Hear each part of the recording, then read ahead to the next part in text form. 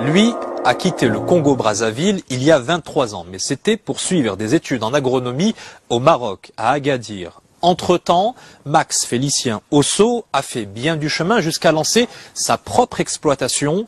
Depuis 2005, il produit des primeurs qu'il exporte un peu partout à travers l'Europe et désormais, fort de son expertise, il envisage de développer une coopération avec son pays d'origine. Reportage Houssine Zig et Adil Bouskri. C'est dans la région du Souss, plus exactement dans la province de Chtuka Eitbara, que Max Félicien Osso a posé ses bagages après avoir décroché son diplôme de l'Institut agronomique et vétérinaire Hassan II. Aujourd'hui, le Congolais est à la tête d'une plantation de tomates d'une superficie de 22 hectares. Il est l'un des plus grands producteurs et exportateurs de la région.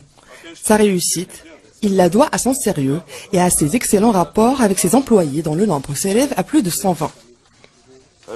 C'est vrai que c'est mon personnel, mais ça se passe des tout commentaires, vraiment dans l'amitié, dans la joie et tout. À chaque fois, chaque matin, je les salue tout le monde et tout.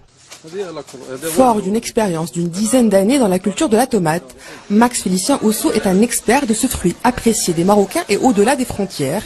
Il suit de près les fluctuations des prix sur le marché national et international.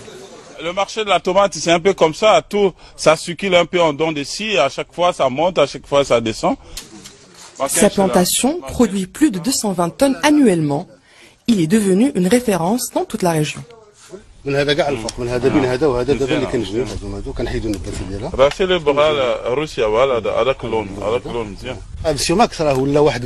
Max, c'est l'un des nôtres.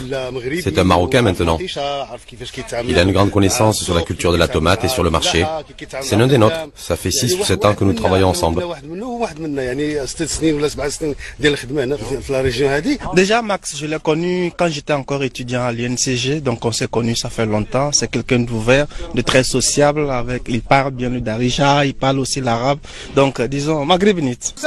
De par la nature de son activité, il suit de près l'ouverture du Maroc sur les marchés africains et porte un intérêt particulier à la coopération sud-sud.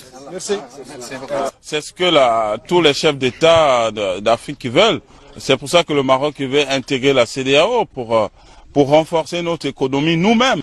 Il y a 3 ans, l'entrepreneur a investi dans un projet de développement durable. L'arrosage des plants se fait désormais par un système de goutte à goutte, alimenté à l'énergie solaire. Grâce aux panneaux solaires, on n'a plus besoin d'utiliser du gaz ni du gasoil.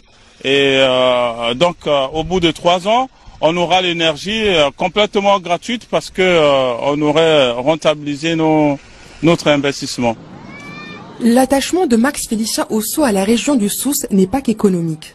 Le Congolais éprouve une affection particulière pour la région et sa culture.